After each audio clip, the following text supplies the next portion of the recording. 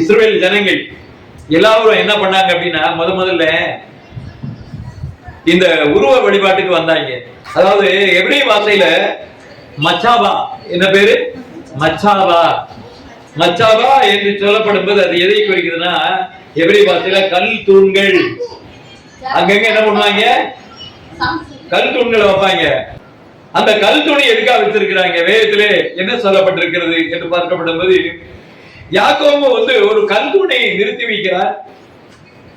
அந்த கல் தூண், அவன் வச்ச கல் தூணு எதுக்காக வச்சான் அப்படின்னா, ராகலை அடக்கம் பண்ணாங்க. ராகல் மடிக்க போற பின்பு அடக்கம் பண்ண உடனே ஒரு கல் தூணை நட்டி வச்சான். ராகலுடைய கல் தூண் அதுக்கு பேரு. இன்னைக்கு அங்கங்க கல்லறையில பக்கையெல்லாம் கல்லறையில் என்ன வைக்கிறாங்க? அடக்கம் பண்ணிச்ச உடனே ஒரு கல் வைக்கிறாங்க. இது எங்க இருந்து வந்தது? பைபிள்ல இருந்துதான் வந்தது. வேதாகமத்தில் இருந்துதான் இந்த வார்த்தைகளை நான் பார்க்க முடிகிறது. ஆதியாகமம் புத்தகம் 35வது அத்தியாயத்துல 20வது வசனத்தை வாசிங்க. அவன் கல்லறையின் மேல் யாக்கோபு ஒரு தூணை நிறுத்தினான். அதுவே அந்நாள் வரைக்கும் இருக்கிற ராகேலுடைய கல்லறையின் தூண். இங்க என்ன நடந்திருக்கு? யாக்கோபு என்ன பண்ணி இருக்கிறாரு? ஒரு கல்லறை, மனைவி இறந்த உடனே அடக்கம் பண்றார். அடக்கம் பண்ண உடனே ஒரு கல் தூண் அங்க நட்டி வைக்கிறாங்க. இது ராகேலுடைய கல் தூண் என்று சொல்லி. இன்னைக்கு என்ன நடக்கிறது? அடையாளமாக வைக்கின்ற இந்த கல் தூண்களை இந்த காலகட்டங்களில் என்ன பண்றாங்க அப்படின்னு கேட்டாக்க, அதை போய் என்ன பண்றாங்க? வழிபட ஆரம்பிச்சிடுறாங்க. முள்ளமளமா நடக்கிறது. அந்த கதையெல்லாம் நம்ம இப்ப பார்க்க போறோம். யாருடைய வேலைகள்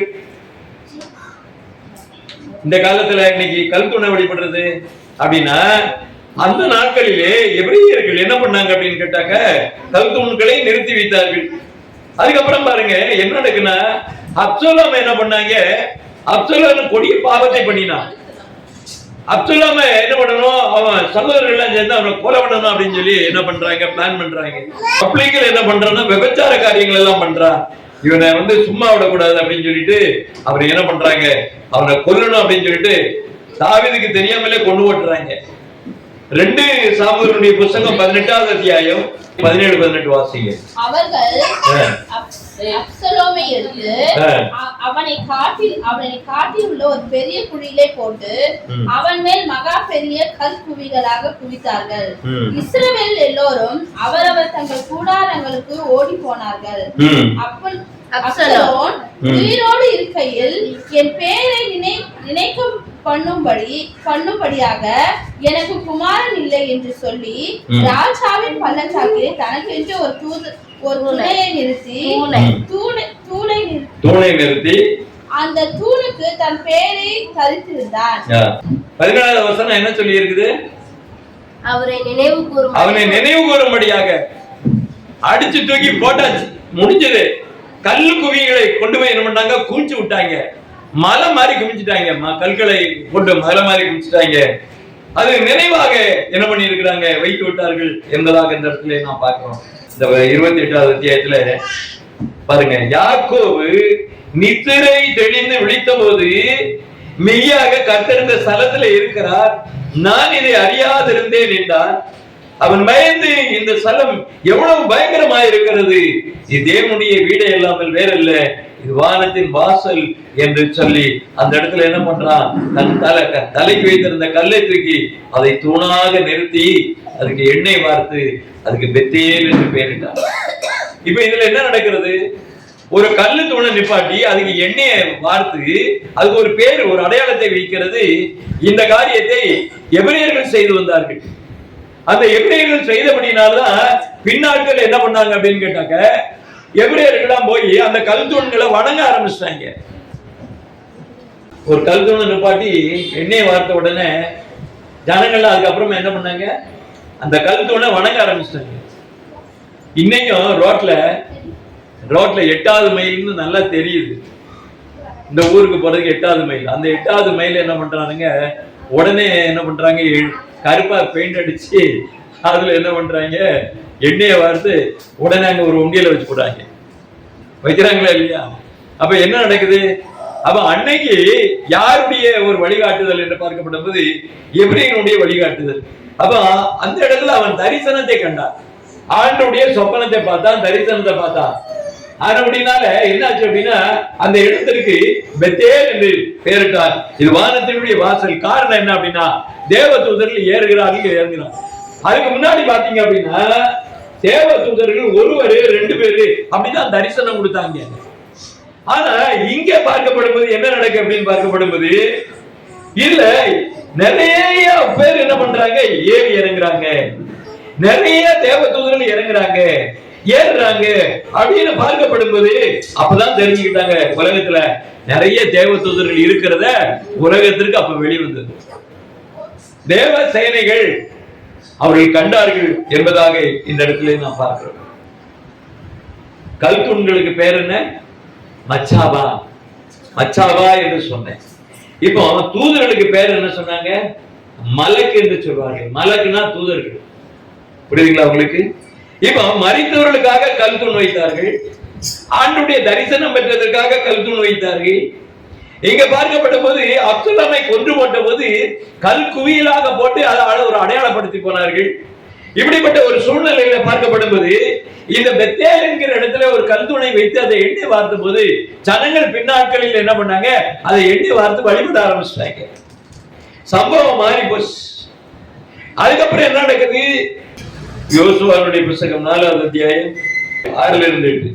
நாளை இந்த கற்கள் ஏனென்று உங்கள் பிள்ளைகள் உங்களை கேட்கும் போது நீங்கள் கர்த்தருடைய உடன்படிக்கையின் பெட்டிக்கு முன்பாக யோர்தானில் தண்ணீர் பிரிந்து போனபடினால் அவைகள் வைக்கப்பட்டிருக்கிறது.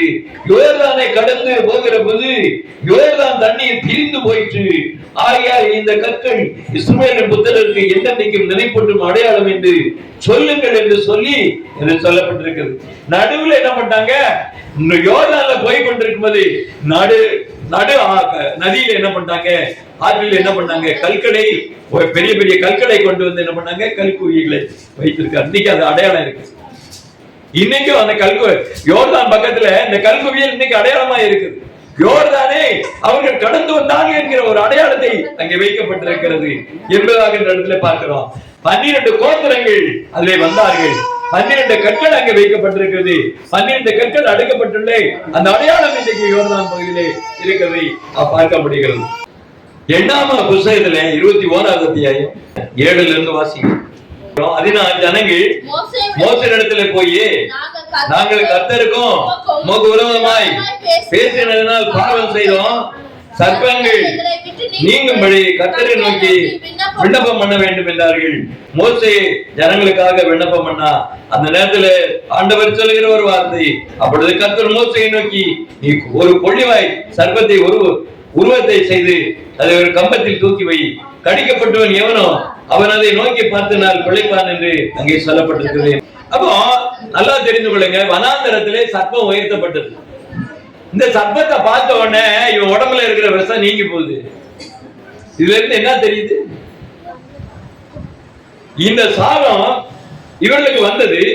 இந்த சாபத்தை ஆண்டவர் என்ன பண்றாரு அப்படின்னு கேட்டா, அவன் கோயில என்ன பண்றான் அப்படின்னா அந்த கொள்ளிவாய் சர்ப்பத்தை அங்க என்ன பண்றான், அங்கே அந்த கோல்ல வெண்கல சர்ப்பத்தை செய்து வைக்கும் போது அதை இவங்க பாக்காங்க.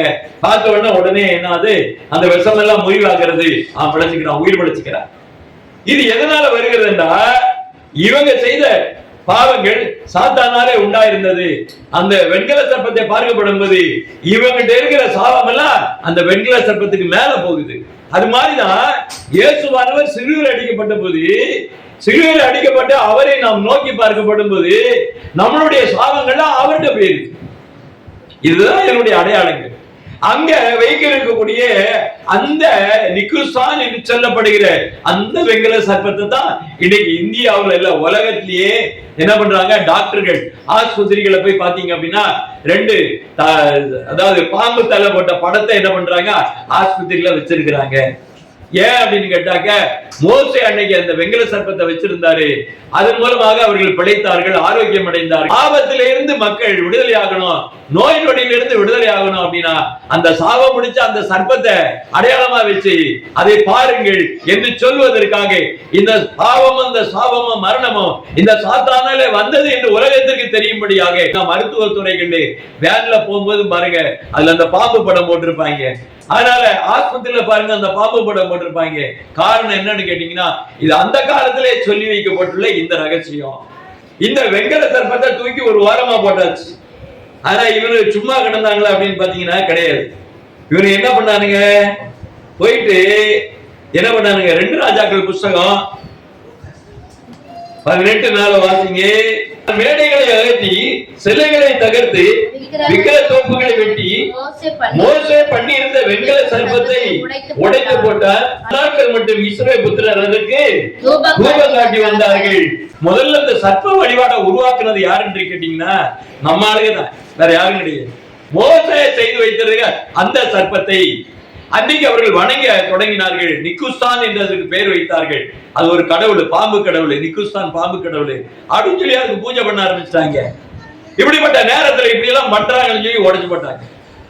வேதாகமத்தை புரிந்து கொள்ளுதல் ஜனங்கள்ட்ட கிடையாது. வேதாகமத்துல ஆண்டவர் சொல்லுகிறார், என்ன சொல்லுகிறார் உணர்வு கிடையாது. தப்பு தப்பா புரிஞ்சுக்கிறது, தப்பு தப்பா என்ன பண்றது, ஆராதனை பண்ணுகிறது.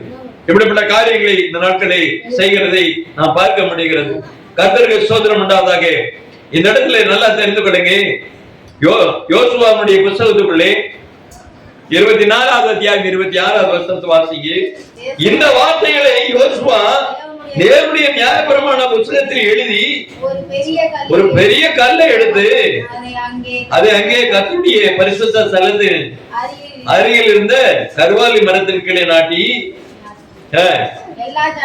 எல்லா ஜனங்களையும் நோக்கி, இந்த கல் நமக்கு சாட்சியா இருக்க கடவுது.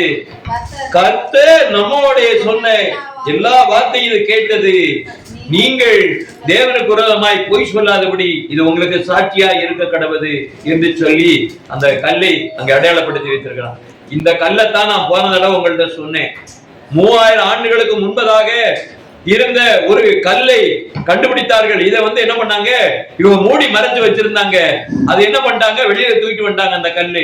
அந்த கல்லு ஆண்டவர் சொன்ன வார்த்தைகளை அன்றைக்கே கல்லுகள்ல எழுதி வச்சுட்டாங்க. அப்ப தேவனுடைய வார்த்தையை அன்றைக்கே எழுதப்பட்டிருக்கிறது. உண்மையான தேவனுடைய சத்தியம் எழுதப்பட்டிருக்கிறது.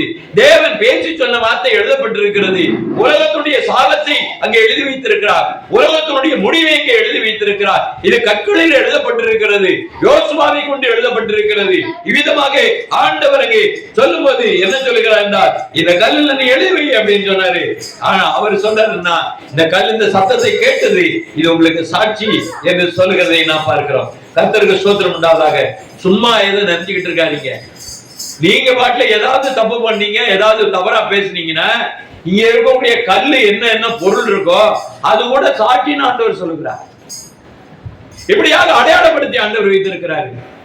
அது மூலமா தான் இன்னைக்கு உலகத்துல என்ன பண்ணாங்கன்னா, வரலாறுகளை இன்னைக்கு என்ன பண்ணாங்க, ராஜாக்கள் ஆண்டார்களா, அந்த ராஜாவுடைய பேரு, அந்த ஊரு, அந்த இடங்கள், அந்த ஸ்தானங்கள், எத்தனை யுத்தம் பண்ணாரு, என்னென்ன மக்களுடைய அதாவது மத சடங்குகள் என்ன, அந்த ஜனங்களுடைய மத்தியிலே என்ன மாதிரியாக நாகரிகம், பண்பாடு, கலாச்சாரம் இருந்தது என்று கல்வெட்டுகளிலே இன்னைக்கு வைத்திருக்கிறாங்க. இது மூலமா தான் இன்னைக்கு வரலாறு நம்ம படிக்கிறோம். புரியுதுங்களா? இந்த கல்வெட்டு எழுதுகிற காரியம் எங்க தொடங்குச்சு, இந்த எழுத்துக்கள்லாம் எங்க இருந்து வந்ததுன்னா யோசுவா காலத்துலதான் அந்த கல்வெட்டு எழுத தொடங்கி இருக்கு. புரிந்து கொள்ளுங்க. மோசேயினுடைய காலம், யோசுவா காலம். அப்போ இயேசுவானவருக்கும் மோசேக்கும் உள்ள ஆண்டுகள் எத்தனை? 1500 ஆண்டுகள். அப்ப இந்த கல் எழுதப்பட்டிருக்கின்றாலே 1450 ஆண்டுகள் இருக்கும். அந்த கற்கள் இன்னைக்கு கண்டுபிடிக்கப்பட்டிருக்கிறது. ஆண்டுடைய திருவசனம் இன்றைக்கு சாட்சியாக இருக்கிறது. அன்றைக்கு வைத்திருக்கக்கூடிய எல்லா பொருட்களையும் ஆண்டவர் உலகத்துல சாட்சியாக வைத்திருக்கிறார். எதற்காக இந்த கற்களை நாம் பார்க்கிறோம்? இந்த வரலாறு உண்மை, நடந்தது உண்மை, இது சத்தியமாக இருக்கிறது. வேதாகமம் சத்தியத்தை உரைக்கிறது. பொய் அல்ல, கதை அல்ல, புனைந்த ஒரு புராணமும் அல்ல. இது உண்மையான ஒரு வார்த்தை என்பதை கர்த்தர் சொல்லுகிறார். இதன் மூலமாக ஜனங்களுக்கு ஒரு எச்சரிப்பை அங்கே கொடுக்கிறதை நாம் பார்க்கிறோம். கர்த்தருக்கு ஸ்தோத்திரம் உண்டாவதாக. 1 சாமுவேல் 7:10 நாம் வாசிக்கப்படும்போது ஆண்டவர் என்ன செய்கிறார்னா, முதல்ல இவங்க போய் பலி செலுத்துறாங்க. ஆண்டவருக்காக பலி செலுத்தி ஆண்டவரிடத்திலே வேண்டிக் கொள்கிறார்கள். ஆண்டவர் அவர்களுக்கு பதில் கொடுக்கிறார். அப்புறமாக இவர்கள் என்ன பண்றாரு, பெரிய முழக்கத்தோட, இடி முழக்கத்தோட என்ன பண்றாரு, கர்த்தர் மகா பெரிய இடி முழக்கங்களை பெருசர் மேலே முழங்க பண்ணி ஒரு இடியினுடைய சப்தத்தினாலே சப்தம் கேட்டு செத்து விட்டாங்க எல்லாரும். ஒண்ணும் செய்ய வேண்டாம். கர்த்தருடைய சப்தம் அங்க கேட்கப்படும் போது இடியும் மின்னலும் தாக்கும் போது அந்த சத்தத்தை கேட்க முடியாம காது வெடிச்சு மண்டையில ரத்தம் அப்படியே கசிஞ்சு அவன் பணமாயிட்டான். அப்பேற்பட்ட சத்தம் நல்லா தெரிந்து கொள்ளுங்க. இது சாதாரண விஷயம் கிடையாது. ஒரு பெரிய இடி முழக்கத்தின் சத்தத்தினாலே ஒரு சேனையை கர்த்தர் கொண்டு போட்டு இருக்கிறார், அழித்து போட்டு இருக்கிறார். இதற்கு ஒரு அடையாளமாக அங்க என்ன வைக்கப்பட்டிருக்கிறது? கல்லை எடுத்து என்ன பண்ணாரு? சாமுவேல் ஒரு கல்லை எடுத்து மிஸ்பாவுக்கும் சேனுக்கும் நடுவாக நிறுத்தி, மிஸ்பாவுக்கும் சேனுக்கு நடுவாக நிறுத்தி, இம்மட்டும் கர்த்தர் எங்களுக்கு உதவி செய்தார் என்று சொல்லி அதுக்கு எபினேசர் என்று பெயரிட்டு ஒரு கல்லை வச்சாங்க. அப்ப ஒவ்வொரு கல்லிற்கும் ஒரு அடையாளம், ஒரு பெயர் இருக்கிறது, ஒரு வரலாறு இருக்கிறது. தேவன் என்னென்ன காரியங்களை பூமியில செய்தாரோ அதெல்லாம் இன்றைக்கு உலகத்துல அடையாளமாக இருக்கிறது. அதனால இந்த வேதாகமத்தை பொய்யின்னு எவனும் சொல்ல முடியாது. உலகத்துல எல்லாம் பொய்ய புனைஞ்சு புராணத்தை உருவாக்குற புஸ்தகம் இது கிடையாது.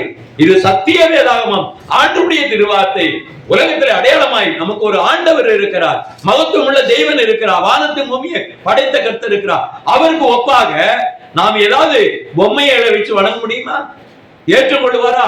அவருக்கு கோபம் தான் வரும். இன்னொரு காரியத்தை நீங்கள் வாசிக்க வேண்டும். அதுல லேவியராம் புத்தகத்துல 26வது அத்தியாயம் 30ல இருந்து வாசிங்க. நான் உங்கள் மேடைகளை அழித்து உங்கள் விக்கிரக சிலைகளை உங்கள் நரகலான தேவர்களுடைய உடல்களின் மேல் ஏறிவேன். உங்கள் மேல் ஆலோசிக்கும். நான் உங்கள் பட்டணங்களை வெறுமையாயும் உங்கள் பரிசுத்த ஸ்தலங்களை பாழுமாக்கி நான் முகராதிருப்பேன். உங்களுடைய காணிக்கை பலியை நான் ஏற்றுக்கொள்ள மாட்டேன். கர்த்தர் சொல்லுகிறார். இந்த ஜனங்களை என்ன பண்ணாங்க அப்படின்னு கேட்டாக்க, ஆண்டவர் அடையாளமா வைத்திருக்கிற காரியங்கள் எல்லாம் இந்த பேய் என்ன பண்ணிட்டாங்க? வணங்க ஆரம்பிச்சிட்டாங்க. வணங்க ஆரம்பிச்சு கடைசியில் என்ன ஆச்சு அப்படின்னா, புற ஜாதிகள் இடத்துல அவர்களுக்கு வைத்திருக்கக்கூடிய அந்த கற்களான அந்த விக்கிரகங்களை இவர்களும் சேர்த்து வணங்க ஆரம்பிச்சாங்க. கடைசியில் என்ன ஆச்சு அப்படின்னு கேட்டாக்க, ஆண்டவர் ஒரு எச்சரிப்பை கொடுக்கிறார். உங்களை நான் நாசம் பண்ணுவேன் என்று சொல்லுகிறார். உங்களுடைய தேவர்களோடு உங்களை நான் என்ன பண்ணுவேன்? உங்க உடல்களை எரிந்து விடுவேன் என்று சொல்லுகிறார். நீங்கள் இருக்கிற குடியிருக்கிற பட்டணம் அழிக்கப்படும், பாழாக்கப்படும் என்று ஆண்டவர் சொல்லுகிறார். இந்நாளும் கூட ஆண்டவர் என்ன பண்ணார் அப்படின்னா, இஸ்ரவேல் ஜனங்களை மன்னித்தாரா இல்லையா? லேவியராம் புத்தகம் 26வது அத்தியாயம் 30ல இருந்து. அப்ப ஆண்டவருக்கு எவ்வளவு கோபம் பார்த்தீங்களா? நம்ம ஆண்டவருக்கு எவ்வளவு கோபம் பார்த்தீங்களா? வீட்டுல படத்தை வச்சு வணங்குனீங்கனாலும் இதே சாபம். வீட்டுல எந்த விக்கிரத்தை வச்சாலும் இதே சாபம் தான். அப்புறம் குடியிருக்கிற வீடும் போயிடும், எல்லாம் போயிடும். ஆண்டவர் நம்மள ஒண்ணுமே எல்லாம் பண்ணிடுவாரு. ரொம்ப எச்சரிக்கையா இருக்கு. கர்த்தருடைய ஜனத்திற்கு ஆண்டவர் இந்த எச்சரிப்பை கொடுக்கிறார். அவர் சொல்லுகிற வார்த்தையை அவர் செய்து முடிக்கிற தேவனாய் இருக்கிறார். அவர் அப்படிப்பட்ட தேவன். அந்த தேசத்தை பாழாக்குவேன்னு சொன்னார். குடியிருக்கிற அந்த இடத்துல பாத்தீங்கன்னா சத்துருக்கள் எல்லாம் பார்த்து பிரமிப்பார்கள். இவங்க தேவர் ஆண்டவர் உண்மைதான். மச்சாபா என்றால கல் தூண்கள் என்று நான் பார்த்தோம். மலக்கு என்று சொன்னா தூதர்கள் பேரு. இப்போ இந்த இடத்துல பார்க்கப்படும்போது முதல்ல யாக்கோபு என்ன பண்ணா? ஒரு கல் தூணை நிறுத்தி வைத்தான். அப்படியே மனைவி ராகேல் இறந்தபடினாலே ராகேலுடைய கல் தூண் வைக்கப்பட்டது. அப்புறமாக அப்சலோமை கொண்டார்கள். அதனாலே அங்க இருக்கிறவங்க எல்லாம் கற்குவியலை குவித்து வைத்தார்கள். அது இன்றைக்கு அடையாளமாக்கப்பட்டிருக்கிறது. இது மாத்திரமல்ல, யாக்கோபு ஆண்டவருடைய தரிசனத்தை அவன் பெறுகிற இடத்திலே அந்த இடத்துல என்ன நடக்கிறது என்று பார்க்கப்படுவது, தேவ தூதர்கள் ஏறுவதும் இறங்குவதுமா இருந்தது. அப்ப பார்த்தா இது வானத்தின் வாசல் என்று சொல்லி தலைக்கு வைத்திருக்கிற கல்லை வைத்து எண்ணெய் வார்த்து அந்த இடத்துல ஒரு பெயர் விட்டான் என்று நாம் பார்க்கிறோம். ஆதியாகமம் புத்தகம் 35:13 இருந்து வாசிங்க. தேவன் அவர்களோட பேசின ஸ்தலத்தில் இருந்து அவனை விட்டு எழுந்தருளி போனார். அப்பொழுது யாக்கோபு தன்னோட பேசின ஸ்தலத்திலே ஒரு கற்றோனை நிறுத்தி அதன் மேல் பானபலியை ஊற்றி எண்ணெயும் பார்த்தான். தேவன் தன்னோட பேசின அந்த ஸ்தலத்திற்கு யாக்கோபு பெத்தேல் என்று பெயரிட்டான். பாத்தீங்களா? ஆண்டவர் சந்தித்த இடத்துக்கு பேர் என்ன? பெத்தேல். அந்த இடத்துல ஒரு கல்லை நாட்டி அதை என்ன பண்ணாங்க. நாங்க கேரளாவில போயிருந்தப்போ, தோமா இந்தியாவுக்கு வந்திருந்தப்போ, முதல்ல அவர் என்ன பண்ணிருக்கிறார் அப்படின்னு கேட்டா, ஆண்டவர் எந்த இடத்துல ஆலயத்தை கட்ட சொன்னாரோ, தோமா ஆண்டவரிடத்துல கேட்கும் போது எந்த இடத்துல ஆலயத்தை கட்டணும்னு கேட்கும் போது ஆண்டவர் காண்பித்த இடத்துல ஆண்டோடைய தரிசனத்தை பெற்று அந்த இடத்துல இதே மாதிரி கல் தூண் அங்க நட்டு வச்சிருக்கிறார். ஒவ்வொரு ஆலயத்திலையும் இருக்கு. தோமா நட்டு வச்ச அந்த கல்லு அந்த இடத்துல ஆலயம் கட்டணும்னு சொல்லி அவர் அந்த இடத்த என்ன பண்ணி இருக்கிறாரு, எண்ணெய் வார்த்து அதை என்ன பண்ணி இருக்கிறாரு, ஜபம் பண்ணி வச்சிருக்கிறாரு. அந்த இடத்துலதான் ஆலயம் கட்டப்பட்டிருக்கு. அது ஆலயத்தினுடைய முன்னாடி அந்த கல் வைக்கிற இடம் அங்கே இருக்கிறது. அதை பார்த்து போட்டோ எடுத்து வச்சிருங்க. அவன் வேதாகமத்துல என்ன சொல்லி இருக்கு, ஒவ்வொரு இடத்துலயும் ஆண்டவர் தரிசனம் கொடுத்த இடத்துல கல்லை வைத்து அதை எண்ணெய் வார்த்து அதை என்ன பண்ணாங்க, அந்த இடத்தை டெடிகேஷன், அதை அபிஷேகித்து வைத்தார்கள். அதே போலதான் தோமாவும் இந்தியாவிலே ஒவ்வொரு ஆலயத்திற்காக அந்தந்த கற்களை வைத்து அபிஷேகம் பண்ணி வச்சிருக்கிறாரு. எந்த ஆலயத்துல போங்க, அவர் கட்டின ஆலயத்துக்கு முன்னாடி அந்த அடையாளங்கள் இருக்கிறது. இதெல்லாம் நான் வேதாகமத்தின் மூலமாக தெரிந்து கொண்டேன்.